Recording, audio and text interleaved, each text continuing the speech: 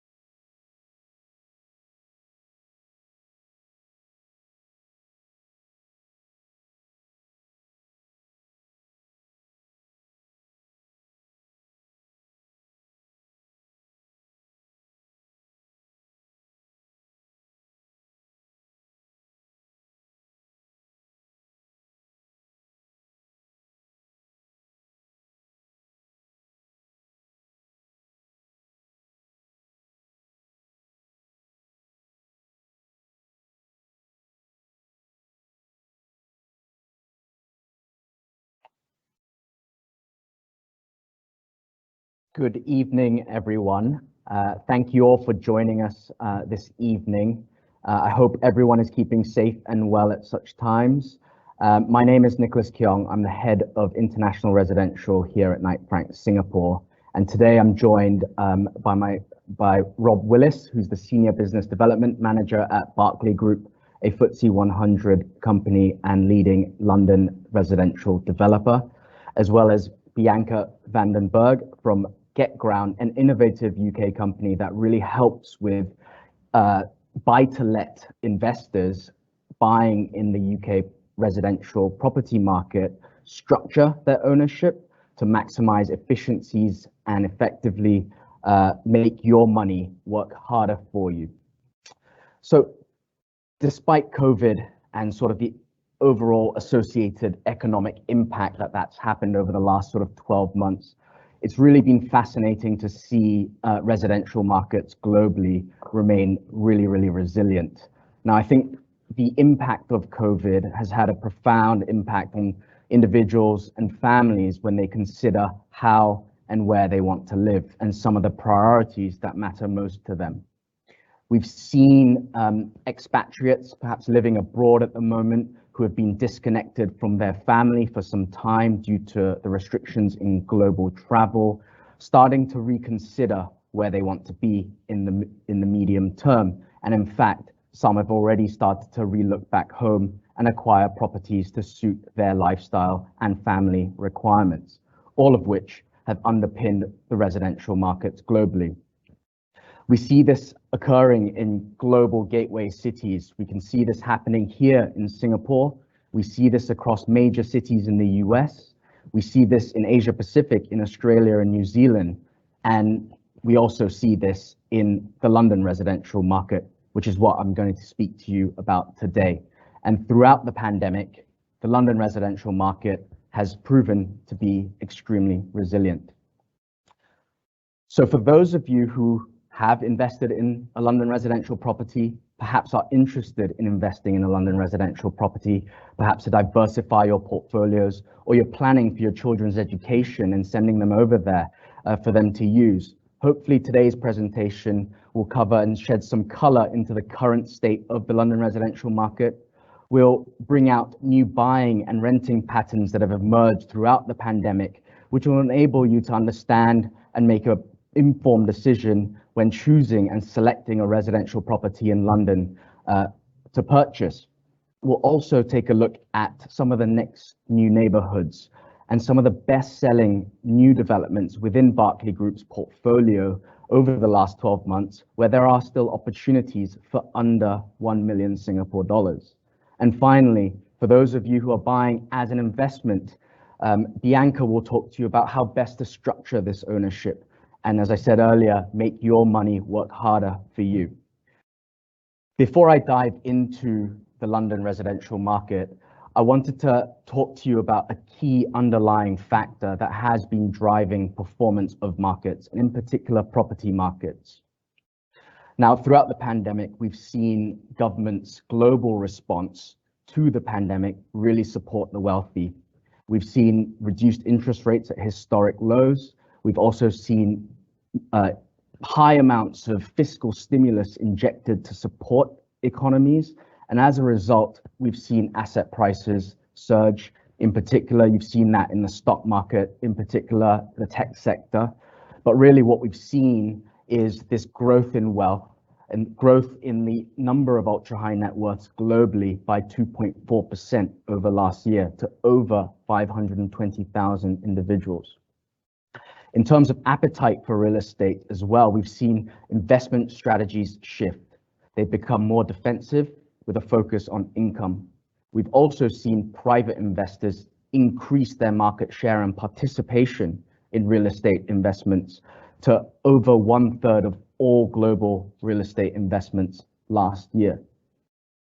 Looking ahead, we see a sense of optimism and positivity coming out. And through our Wealth Report Attitude Survey, over 71% of all our respondents expect their wealth to increase this year, especially as economies come out of COVID, certainly in Asia as we start to reopen and that recovery momentum continues to build to pre-COVID levels. We could certainly expect more private investment in real estate moving forward as well. Through the attitude survey, we've also observed that 26%, so 1 in 4 of all ultra high net worth responding on our survey, plan to buy a new home in 2021, citing factors I've alluded to, such as upgrading a family home in search of more space to suit their family's lifestyle, an investment property overseas, or a second home, or even a co-primary home. And also, as I alluded to, the return of expats living abroad who have been disconnected from their families for such a long amount of time now, and are reevaluating where they want to be in the near term, and are starting to acquire properties back in their home countries. In terms of where these ultra high net worths are looking to purchase, the top 5 locations are the United Kingdom, ranked number 1, followed by the US, Australia, Spain, and Switzerland, wrapping up the top 5 locations we see the wealthy looking to purchase in. Now, you can see UK as number 1, and more in particular, the global capital, the de facto global capital of the world, the number 1 city for global capital, London. We know London's geographical location, its robust and built up infrastructure, transparent rule of law, secure property ownership, and world-class education will continue to underpin demand. And certainly from Singaporean buyers, a choice market for many years in the past, and will continue to do so moving forward as they plan to send their children for school, or perhaps diversify their portfolios in search of higher yields and further growth potential. Now, the COVID situation in London is improving. They've had 3 national lockdowns. They're close to ending the 3rd, and restrictions are easing. The economy is set to reopen, and there is a level of optimism. And we've seen that as of last month, where the Bank of England have revised their GDP forecast for the year to 7.25%. This is up from last year's forecast in December of 5.1%. And the UK economy is set to grow at the fastest rate in more than 70 years. Another interesting statistic that came out from the Bank of England is household savings are up over the course of the pandemic. A total of £203 billion was saved by UK households throughout the last 12 months. And certainly this is what we see sort of forming a backdrop to what is a buoyant property market. Just like we've seen in Singapore here, the UK housing market has been extremely buoyant ever since the first lifting of restrictions in June 2020 after the first national lockdown. As a whole, we see UK house prices have climbed on average 10.9% across the entire country. We see activity levels up since the first lockdown ended, as I mentioned, and it has been gaining from strength to strength. We've witnessed a release of pent-up demand that built over several years prior to COVID against a Brexit backdrop and several tax changes. Moving into COVID, we've seen low interest rate environment, which has meant very little for selling on the market. It provides buyers with access to cheap debt, and also makes residential property yields look very, very attractive. And as such, numbers of inquiries are up, number of prospective buyers are up, viewings are very, very healthy, and demand continues to grow at a faster pace than supply. A key thing that was introduced last year was the stamp duty holiday, which really catalyzed the market, especially in the segment that it was most applicable to, which was a tax-free threshold of the first £500,000. That is set to end at the end of this month, and will start to taper down to the new threshold of £250,000 by end of September. And certainly one of the key drivers in this segment and price point in the market. And looking ahead, once at the end of September, as the stamp duty holiday comes to an end, we will probably see we'll start to likely see the market normalize and get into a state of more balanced market as it continues to grow. Now, sentiment in the housing market as well continues to improve. Household views on both current, which is the light blue line on your screen, and future house price growth in the dark green line on your screen are now higher than the months preceding the pandemic, as you can see. So certainly we see optimism and positivity looking ahead. And really all of this activity over the last 12 months, and you can see sentiment improving, is really laying the groundwork for this momentum coming into the summer months as these last bits of restriction and the economy starts to open. So the question is, how has the market performed over the last 12 months? So it's, as I mentioned earlier, the average UK house prices across the UK grew 10.9% year to March. However, looking at London, it's been a tale of two markets, really. Prime central London, home to your golden postcodes, your most expensive neighborhoods, have really been restricted due to travel restrictions and international buyers being held back. The stamp duty holiday has almost no impact in this space, as pricing here is at higher levels. And overall, the market did reprice at about 4.4%. However, I would say that a lot of this decline was early on in the pandemic, and since the June reopening from the first lockdown, very little repricing has occurred, and the market in prime central London appears to be in more of a holding pattern, waiting for international travel to resume.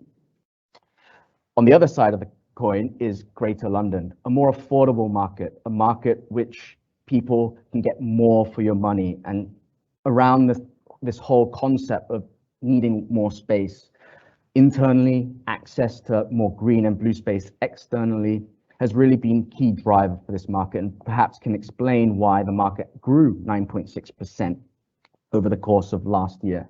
Also, the stamp duty holiday would have accelerated this space, and certainly for international investors who are targeting, higher growth markets with stronger and higher yields, and also yet still affordable at a time where there has been more negotiability in the market, would have contributed to the demand and the growth in this space. Now, what really underpins the London market is this chronic shortage of supply that has been prevalent pre-COVID, during COVID, and will continue to do so post-COVID. And it's an issue that is prevalent at the moment. And we can see from the draft London plan, so the Mayor of London, Sadiq Khan, issued the draft London plan at the end of 2021, and outlining his increase in targets for new homes needed in order to satisfy the demand for London at 66,000 new homes required. Official government statistics have shown that at the end of last year, the net housing completions was only 42,000 homes, showing a shortfall of roughly 25,000 homes, which continues to underpin the market and will continue to place upward pressure moving ahead on pricing and rent. And it is this chronic shortage of supply, which is why we can consider London residential a pristine asset class. So some high-level figures to demonstrate some of the activity in the market that I've talked about. So since the reopening in July of 2020 from the first lockdown, 39% of London-based buyers have been searching for property in London. I mentioned about demand outpacing supply at the moment, and the current ratio of new prospective buyers to every new sale instruction is 12.7. And a startling figure that the Bank of England has released is the total amount of capital invested into the UK housing market over the last 12-month period to March 2021 was £275 billion. That's 8.1% higher than the previous year to March 2020.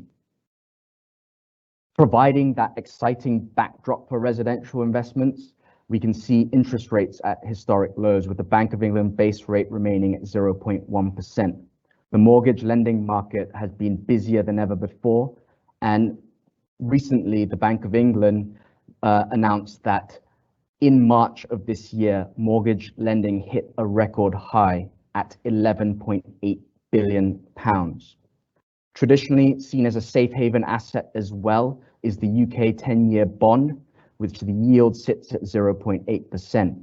And currently, at the end of last year, the average London residential yield, according to Zoopla, sat at 3.8%. And the yield spread continues to make property look very attractive from an investment point of view. So I thought I'd leave you with a quote just to summarize what we're seeing in the market as of March 2021. And as our head of research in the UK has quoted, in March of this year, we saw the highest number of exchanges. So in a Singapore context, exercise option to purchase, the highest number of offers made, the highest number of offers accepted, and the highest number of new prospective buyers registering with us, with Knight Frank, in the last 10 years. So why residential? We've seen an increase in wealth.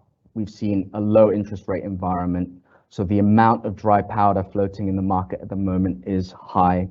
We've seen COVID force families and people to reevaluate how and where they want to live, using this as an opportunity to either upgrade their family home, right-size their family home, and also move into a home in a precinct that suits their family's lifestyle and needs.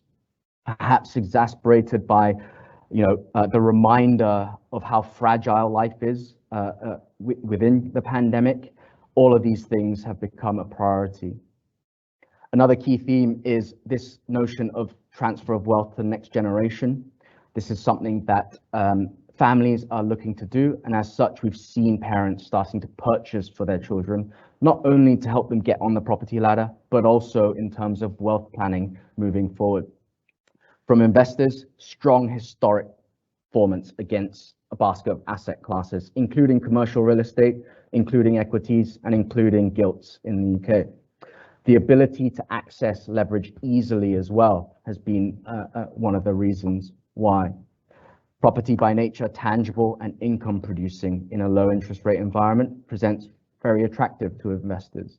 And again, amidst volatility and as a hedge against inflation, property continues to be seen as a safe haven asset class.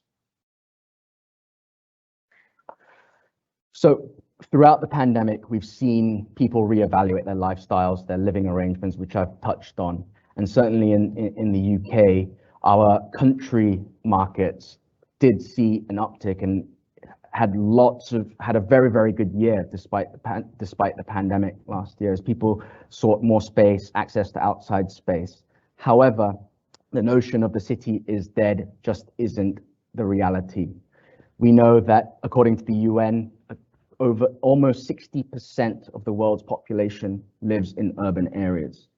80% of global GDP is generated in cities. Now, whilst the COVID-19 pandemic perhaps put a temporary pause with remote working and in more spacious environments, what this will really do is force cities to evolve and adapt, with key themes around sustainability, climate change, net zero carbon footprint, and ESG continue as we emerge from COVID. The excitement of cities will not go away. People want to be near people, interact with people, enjoy all the amenities that cities have to offer. And within our wealth report, we track through our City Wealth Index 100 of the most important cities around the world. And as you can see on screen, London and New York joint top this year across three key pillars that we use to measure. The first being wealth.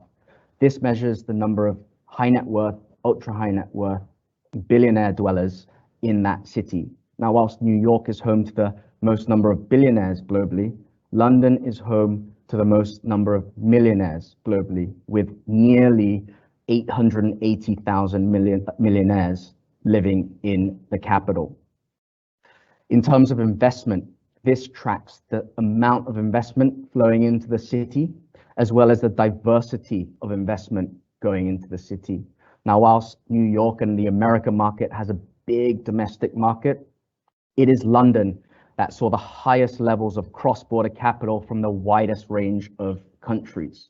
And now, most importantly, is that lifestyle pillar, which we assess cities on, which considers factors such as top universities in that city, the number of five-star hotels, number of Michelin star restaurants, and also the accessibility to airline connectivity, which London ranks #1. So with all of this and sort of wrapping up all of this that I've mentioned already in this search for more space, the concept of lifestyle and access to green space, and yet still wanting to remain connected to the city, to access amenities, to access work. It explains why Greater London has been very, very buoyant, and explains that price growth in that market. It is this concept of best of both worlds. We know health, wellness, and lifestyle choices are prevalent more so than ever before. Access to waterside parks, green parks, such that if you are working from home and need a 30-minute break, you could go for a walk outside and enjoy some fresh air. That desire for better space internally, more space internally, and more functional space internally. Perhaps it's a enclosed study as you plan on working from home 2 days of the week moving forward, but yet affordable and connected. Also in Greater London, there is the ability to look at the effects of urban regeneration, next new neighborhoods as more amenities come into the area. There's more land available for developers to redevelop and transform the built environment whilst yet remaining affordable.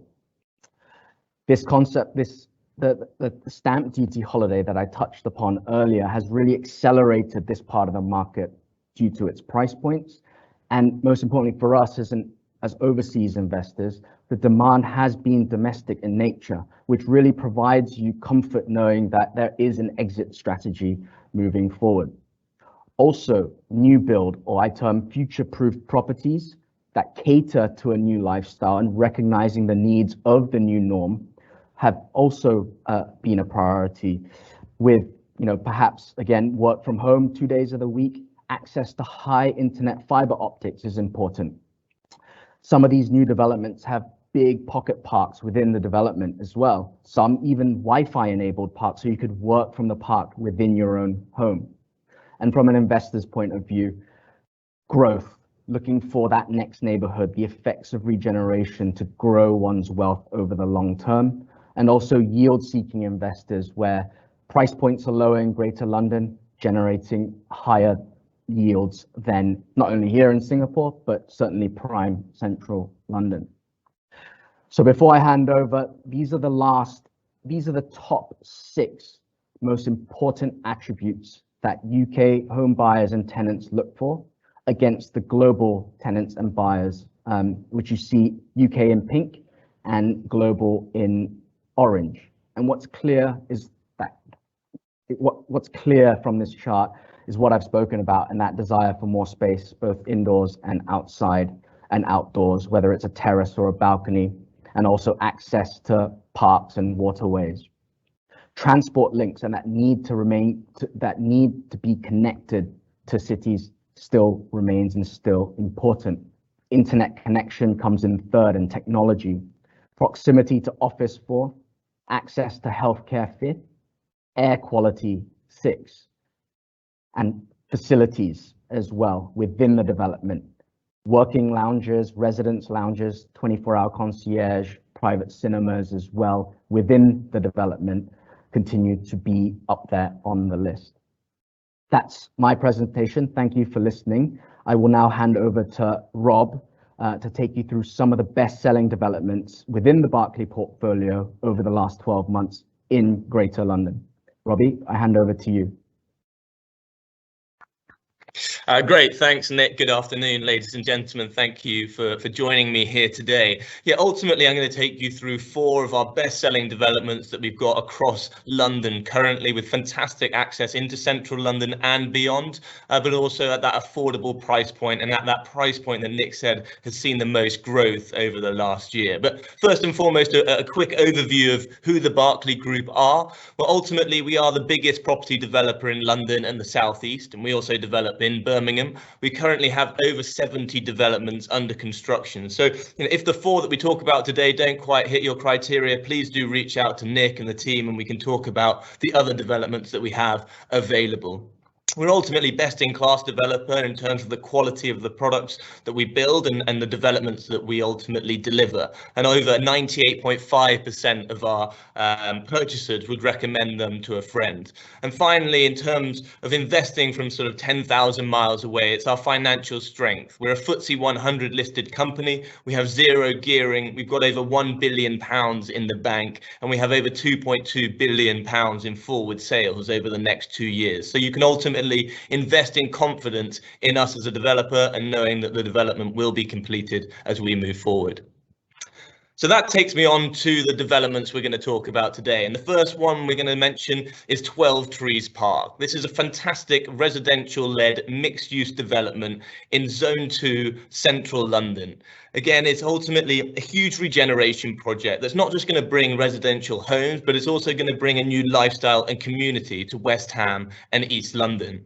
There's going to be an abundance of shops, retail, commercial, a park running through the centre, a new school. So it's ultimately going to be a one-stop shop for all residents and tenants that live on the development. But what are the key reasons why people are buying at 12 Trees Park? Well, firstly, it's location. It's got that Zone 2 location, proximity to Canary Wharf, Stratford and the City of London on its doorstep. Secondly, transportation links. We have 5 lines running through West Ham, which is connected to our development here at 12 Trees Park. What that means is the whole of London is ultimately on your doorstep. Whether or not you want to go north, south, east or west, it's easily accessible from West Ham Station.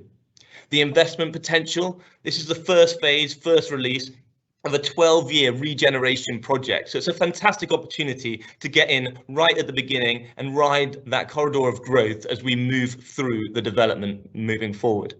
Of course, the Berkeley brand and quality of specification that we'll bring to the scheme, and also that placemaking aspect. We're going to focus on the highest amenities, highest quality homes, and that outside space, and ultimately giving people that quality of life that they're looking for. Not only that, all of the residents' amenities and facilities on site mean that you can go to a local supermarket or coffee shop or get your hair done all on the development itself. And finally, the quality of homes will be the best in the immediate region of West Ham as well.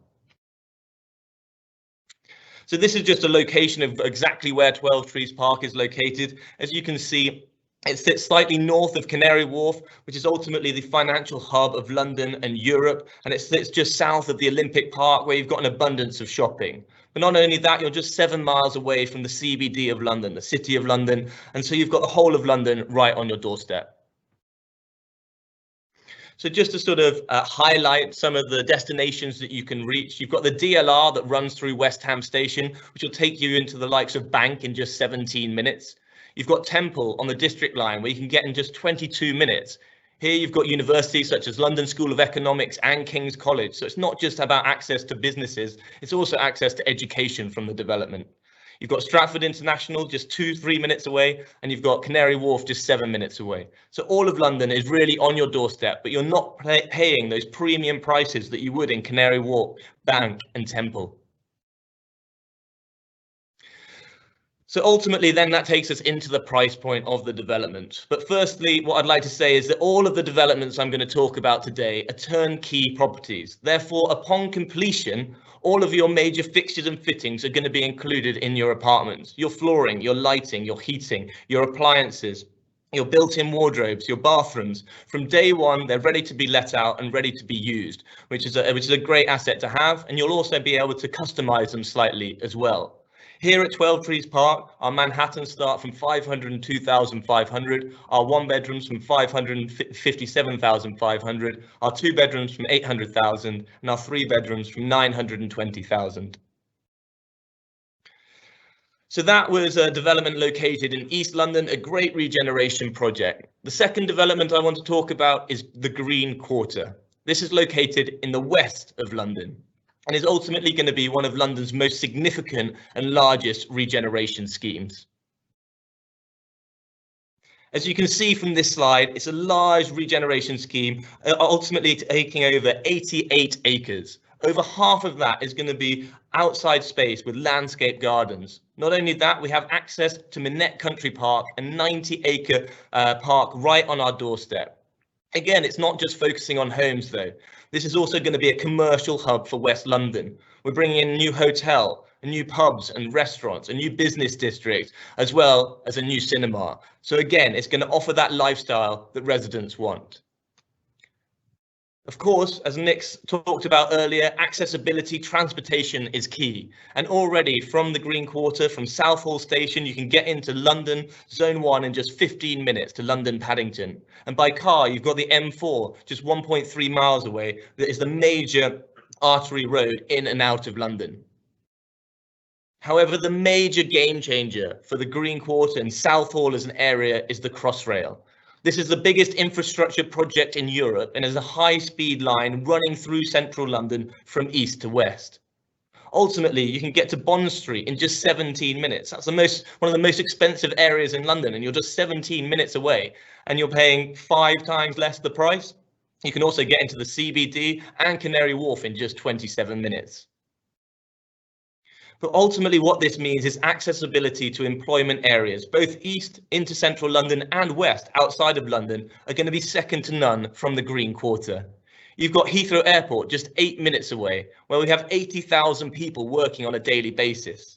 At Paddington, you've got Microsoft, Vodafone and Visa just 14 minutes away. You've got the central London area of Tottenham Court Road just 19 minutes away, where Google, Imperial College and Facebook are located. And then you've got the City of London at Farringdon and Canary Wharf, where you've got the likes of Royal Mail, Amazon, HSBC, KPMG, Goldman Sachs, just 22 and 31 minutes away, respectively.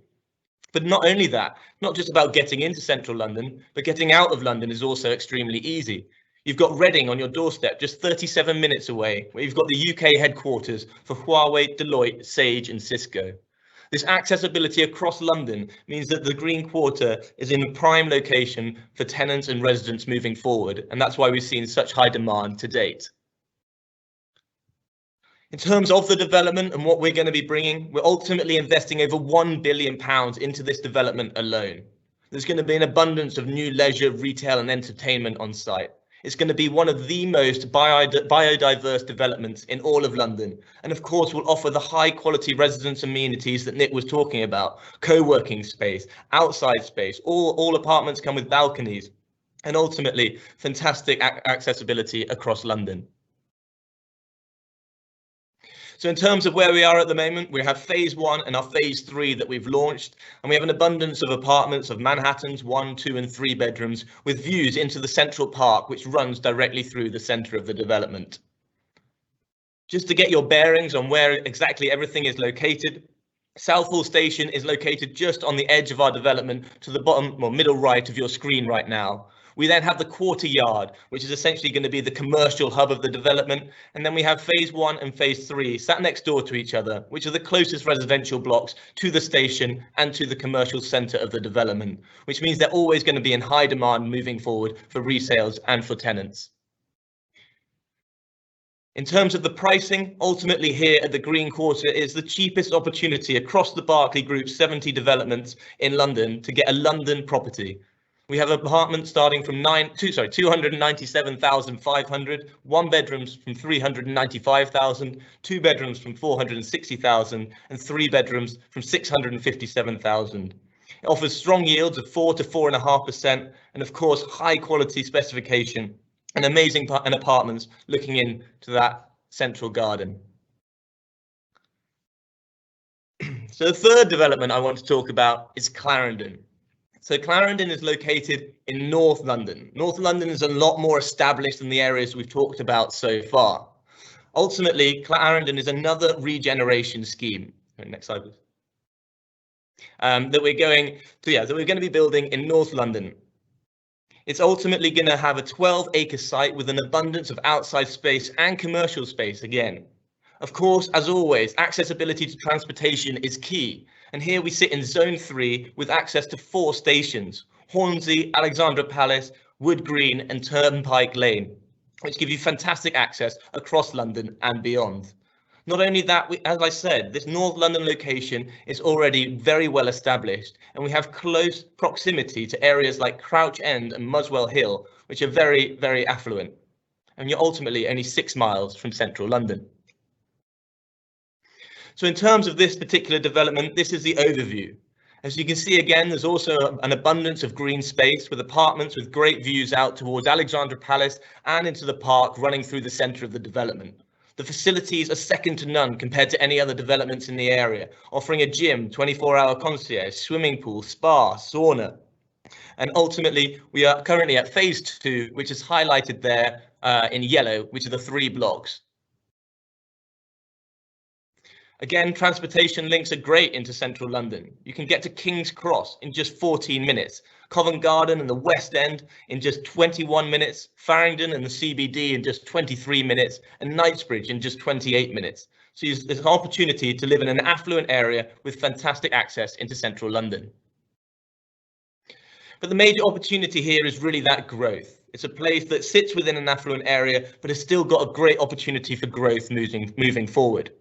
As you can see, Alexandra Palace Gardens is currently around £650 per square foot, but we sit right next door to Crouch End and Muswell Hill that are around £800 to £850 per square foot. And that is why in the Haringey area, the area in which Alexandra Palace Gardens is located, we've seen higher growth than in central London and these locations over the last year, and we will continue to see moving forward.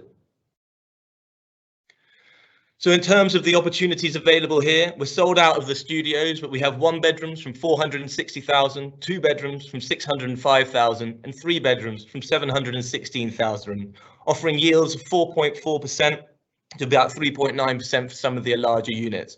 So it's a fantastic opportunity to get into an established area with great connections into central London. And the final development I want to talk about is Kidbrooke Village. This offers something slightly different to the other developments I've spoken about, as this is already 10 years into the regeneration of this area.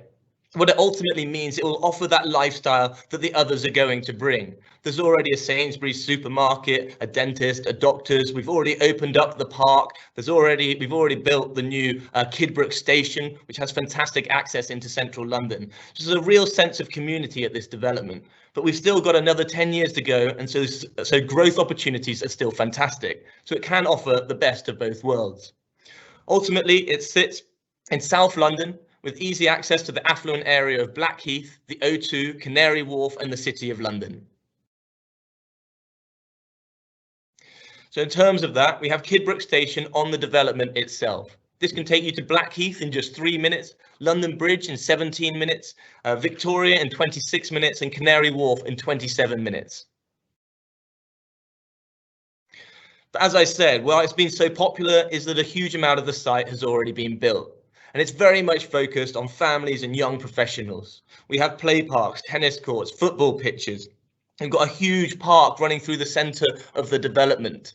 Not only that, there's also 2 schools on site. So it really gives you London on your doorstep, but that sort of outside of London and family feel, which is why it's been such a popular development.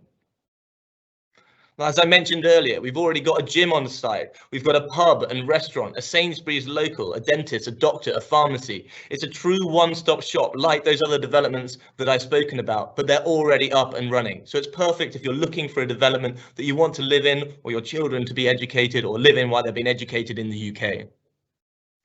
And of course, the amenities are all there as well. The residents-only gym, the 24-hour concierge, as well as the cycle paths are all open on the development and ready to be used now. So in terms of where we're at the moment, this is the whole site. As you can see, it's a 5,000 property regeneration development. We've currently built about 2,500. But where we're focusing at the moment is Water Lily Court, which sits right in the centre of the development there and has fantastic views over the park. At Water Lily Court, we'll have 1 bedroom starting from 377,500, 2 bedrooms from 525,000, and 3 bedrooms from 630,000. And yields will range between 4 and 4.5%.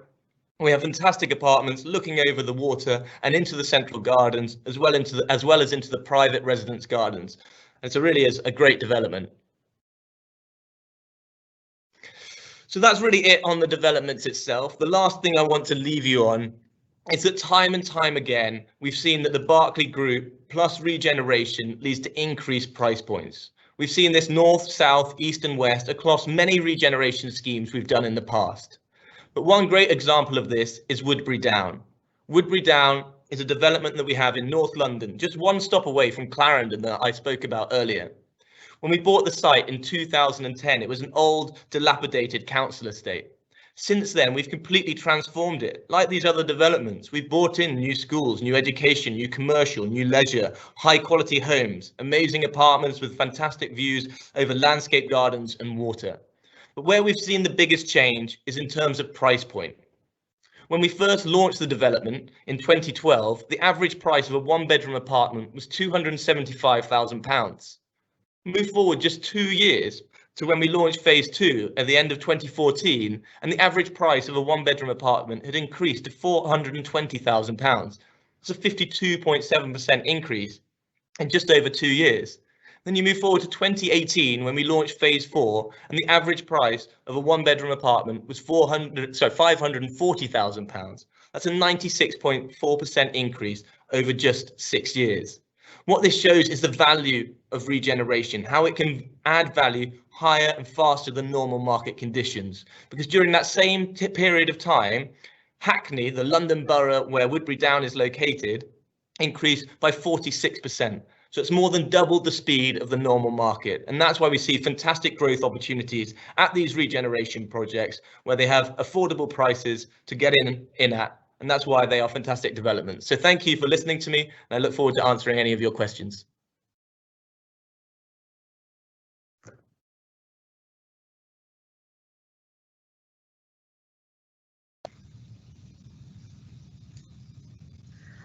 Thanks, Rob, for your presentation, and you as well, Nick, for allowing me to speak today and present to your clients. So my name is Bianca, and I am with GetGround, and GetGround is a company that specializes in the setting up and managing of property holding companies. So we're headquartered in London, but I am based in the Singapore office. And today I'll talk to you about how best to structure your investment.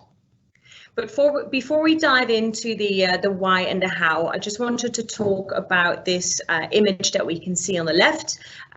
Last year, there was a record number of buy-to-let companies set up in the UK, and 65% of all investment properties are now held through a company. That was only 10% back in 2015. So if we look at the image, at the bottom of the image, you can see that since 2007 until around 2015, every year there were about 5,000 to 10,000 new property holding companies set up. And then around the 2015 mark, we can see an increase. And the last 2 years, we can talk about a very obvious market trend. So what happened in 2015? In 2015, the UK government announced that as of 2017, Section 24 would come into place. And Section 24 meant that mortgage interest rates were no longer tax deductible in full for individuals. However, companies can still deduct their mortgage interest. So this is the reason why a lot of investors started looking at these property holding companies. So in 2019, over 34,000 new buy-to-let companies were set up, and that was a 24% increase from the year before. And last year, there was this record number of new companies created. Over 41,000 new companies were set up, and that was another 23% increase. So currently there are over 230,000 active property holding companies in the UK. And just a little fun fact for you, companies set up to hold buy-to-let companies were the second most common company founded in 2020, with companies selling goods online coming in first place. So why do investors buy through companies? It maximizes profits, increases flexibility, and it also reduces your risks. So there are a couple of key advantages that we'll touch on today. So the first reason are these tax efficiencies, but that requires a little bit more attention, so we'll dive into that on the next slide. It also creates limited personal liability. So we work on a one property, one company model. And that means that each investment is ring-fenced by its own company. So if one investment turns a little bit sour, it completely protects all of your other investments. It also means for Singaporeans with the TDSR, if you have your property in name of a company, it means that your TDSR is not affected because the mortgage sits within the company and not with you as an individual. Then it's also a lot easier to buy and sell with other people. We will allow up to 8 different shareholders within the company. If you were to buy and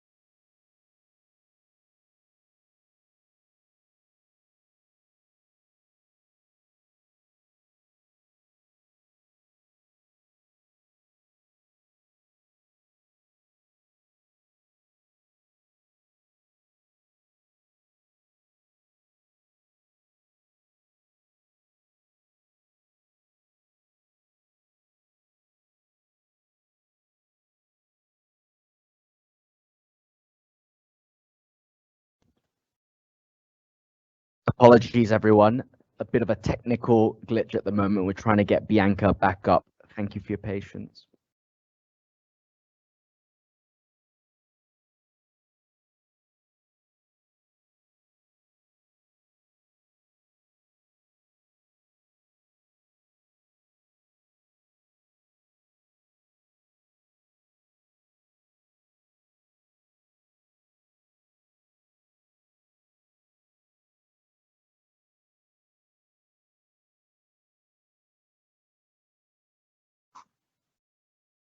Right, I think we're back on again. Apologies for that.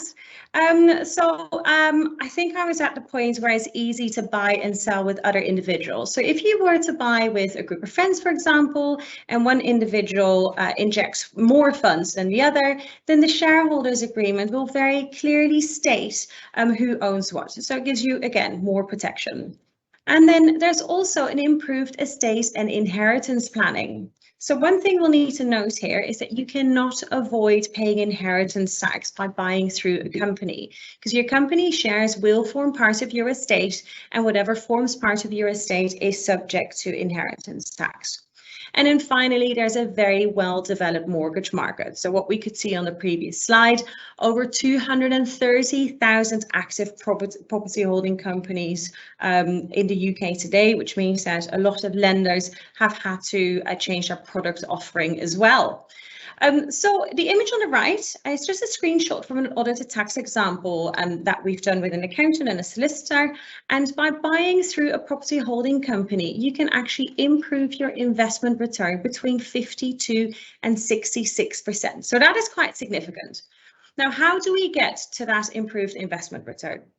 That is through the tax efficiencies. So the easiest way to break this down is to see your investment journey in 3 different stages. When you purchase the property, the period of ownership, and when you sell the property, and they all come with their own taxes. So let's break that down today.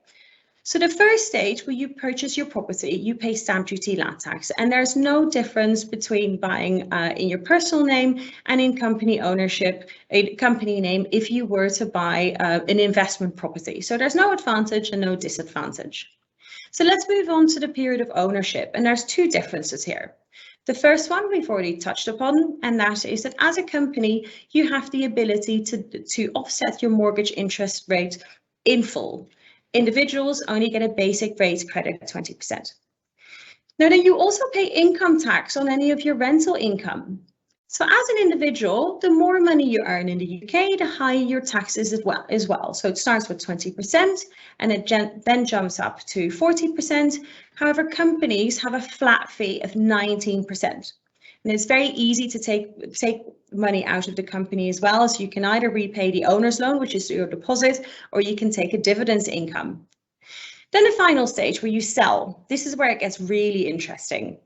So there's 2 ways of selling your property. You either sell your property out of the company.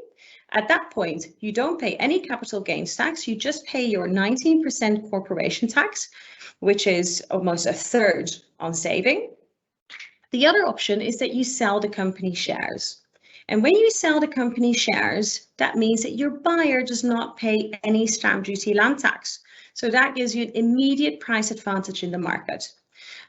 What we've seen so far with these so-called trades is that the buyer and the seller, they have split the saving in the stamp duty land tax cost. So the seller was buying or was selling at a higher price, and the buyer was still getting a very good deal. The other advantage is that if you sell the company shares, that you pay lower capital gains tax. You pay 10 or 20% versus 18 or 28% that you would be paying in your personal name. So these tax advantages are all implemented by the UK government, as the UK government really wants to encourage investors to buy through a company. So this is the complete opposite of what we've seen here in Singapore. In Singapore, the government definitely clamped down on avoiding paying tax by buying through property holding companies. The UK government actually really wants to encourage investors to use this structure, and that's why we've got these tax advantages that come with these structures. So where do we then come in as a company? So GetGround, we're a technology company, and we have created technology that makes this whole process very easy and straightforward. So we can set up a company for you within 20 minutes, and you do it all online. So first of all, we create the company for you, and then we structure the company as well. So we provide all of the legal documentation related to structuring that company. Then we handle the web filing with Companies House, and we open a UK company bank account. And that UK company bank account is what you will then use for your mortgage repayments, your rental income, your ground rent service charge, all of the expenditure related to running that property. You use that bank account, because going forward, we will then act as your company secretary, and we do everything required to manage your company. And that includes the accounting, the tax filing, the auditing, the bookkeeping, everything related to your financial accounts, we will handle for you. We also act as your registered office address. So then our cost, we are 10 times more cost effective than any alternative in the market. So we charge £500 as a one-time setup fee. For that, we provide you with a fully operational business. So we create the company, structure the company, provide legal documents, etc., and open a bank account. And then there is an annual running cost of £240 per year, which is paid for via autopay, £20 per month. And for that £20 per month, we will handle all of the accounting, the bookkeeping, the company auditing, the tax filing, all of the secretarial services required to run your company. So then finally, just a couple of our credentials. So we are funded in part by the UK government via HM Land Registry. We're also registered with the Financial Conduct Authority, the FCA, which means that we are authorised to handle these share transfers for you. We're registered with the Information Commissioner's Office, and we've passed a high security testing with Netitude. And then finally, we are a recognised supplier for the National Residential Landlord Association. So I think I'll hand you back to our host, Nick, and thank you very much.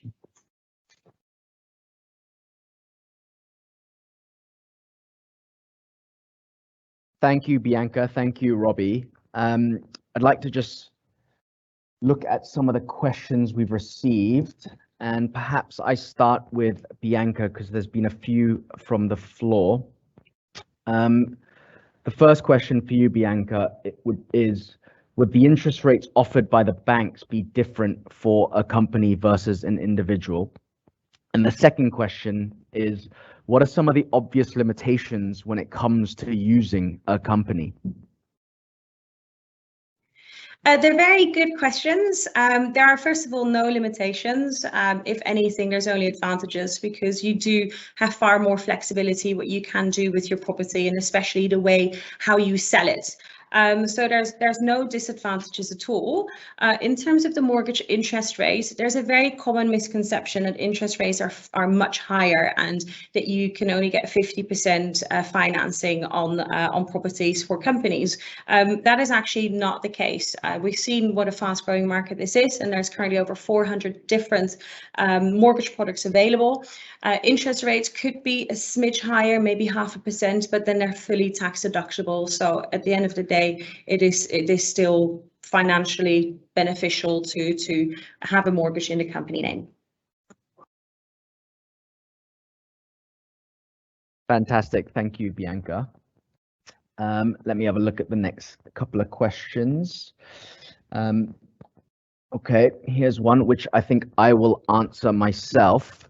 So the question from the floor has been, how has the pandemic affected real estate as an asset class, and how has it evolved to adapt to the current market?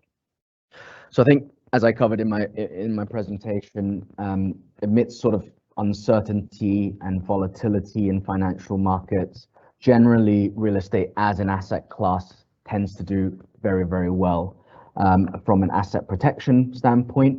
And in an environment where interest rates are very, very low, the yields on real estate investments tend to be very, very attractive for investors.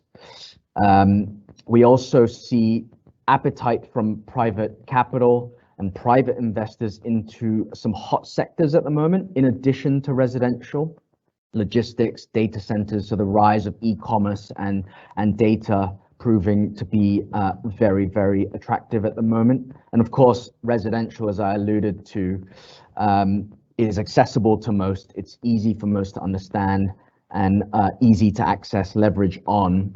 And certainly from developers' standpoints, recognizing some of the impacts of COVID on how people think about their home at the moment, think about their lifestyles and what their families needs, have taken that into consideration in developing functional homes, larger homes with balconies or terraces, incorporated key features within their development, such as public realm, making it more green, areas of space for people to enjoy that lifestyle that they so crave. The second question from the floor I have here before moving on is, what are some of the key neighborhoods we should look out for moving forward? It's a very good question because London is very big. I mean, we've seen the appetite levels in the market for greater London areas. Again, this whole concept of, you know, fresh air, the great outdoors, but yet still connected into the city. As Robbie touched upon, for some of the Berkeley Group's developments, there are some that are very early on in the regeneration phase. So if you are an investor looking for growth and getting in early whilst that sort of corridor of growth continues as the developer builds out and regenerates the built environment, certainly opportunities in sort of Southall in West London, which is surrounded by affluent neighborhoods and certainly more pricey neighborhoods, which is why Southall's earmarked for regeneration and growth. If perhaps you're looking at a second home or a place for your child to use whilst living in London, studying or working over there, probably a more established neighborhood in like Blackheath down in the south, where Kidbrooke Village is. You know, there's a lot of amenities at the moment there. It's very well connected, and it's also very, very safe. Or North London, which is very established. I think these are some of the neighborhoods where we see high momentum at the moment, lots of activity on the ground, and this is something that as investors we could be mindful of and look into. Let's have a look at other questions. Unfortunately, we won't be able to take all of them because there's quite a few, but I thought maybe, Robbie, I will give you two questions that's from the floor, perhaps you can take. So the first one is, what advantages would owning a Berkeley project have as compared to other developers? And two is, amongst the four developments that you've presented today, which has the best opportunity for the greatest growth? Robbie? Yeah, I mean, in terms of the, you know, investing in Berkeley, I think, you know, ultimately, you know, ultimately, you know, we are a best-in-class developer. You know, we are going to build to the highest standards in terms of the quality of the apartments, in terms of the quality of the materials that we use, and that means they ultimately last for longer. So if you're renting them out, they'll still look as good as new in a few years' time. But it's also that customer service that we have. You know, certainly on these larger regeneration projects, you know, we will have teams on site all day, every day, 365 days of the year, that you can go down to. All of the apartments come with a 2-year guarantee on the soft furnishings and the white goods. So any of those break down, we'll come and mend them. All of the apartments come with a 10-year NHBC guarantee. So if there's any structural problems, we'll come and sort them out. And ultimately, you know, the very heart of our developments and the very heart of our business are the customers and are the people that are living at our development. So we do ensure and we listen and we make good any issues that there are there. On top of that, it's also the amenities in the outside space. You know, ultimately on these developments, if we wanted to, we could build on 100% of them. We could make them concrete jungles, but having the outside space, creating the amenities that residents, tenants, future purchasers want to live and call a community and make it home are why our developments are so successful.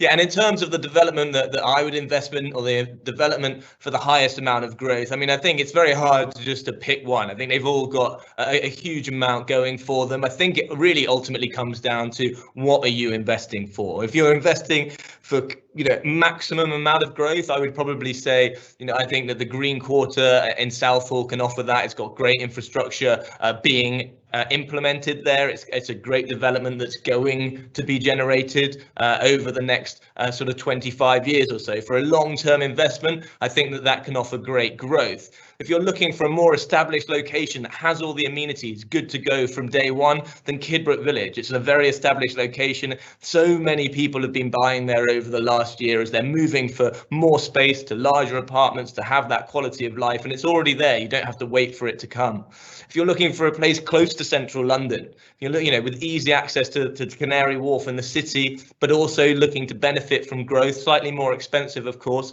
then I would say 12 Trees Park. You know, you're just one stop from Canary Wharf, one stop from Stratford, but again, going to be able to ride that corridor of growth and that investment growth over the next few years. And if you want to be in an established location that's right next door to more affluent areas, but is still very affluent itself, but a great opportunity for growth, then I'd say Clarendon. And Clarendon and Kidbrooke, out of the two, are definitely where we've seen the largest demand from owner-occupiers in the UK and from the domestic market over the last year. And they both sort of fit within the Help to Buy scheme and have been extremely popular as people are moving out of those central London areas looking for that bigger space. So it really does depend what you're looking for. I think they're all going to grow, and we've seen growth at all of them already, and that will continue to happen as we move forward with the regeneration. Thank you, Robbie. Rob, one last question for you, since we have a couple of more minutes. Could you just recap the rental yields achievable at all 4 developments, please? I mean, ultimately, yes, sure. Ultimately, yeah, they're all fairly similar across the board. You know, the Manhattan and 1-beds are looking at around 4 to 4.5%. Of course, everything quoted so far is on the asking price. There are small discounts available. So you'll be looking at about 4 and 4.5% currently. What I would say is, you know, of course, you know, your purchase price stays still. A lot of these are still under construction, and there are predicted to be growth in the rental market over the coming years as they're being constructed. So, for example, at Woodbury Down, someone that bought in phase 1, you know, at £250,000 will be currently having a rental yield of around 15%, for example. But when they first completed, it would have been around 4.5%, 5%. So, yeah, generally right now in the current market, you're looking at around about 4.5% for the 1 and 2 bed, studios and 1-beds, and around the 3.8 to 4% mark for the 2 bedrooms, and about 3.7% for the 3 bedrooms. So that's currently where the rental yields are. But like I said, we expect to see those increase moving forward.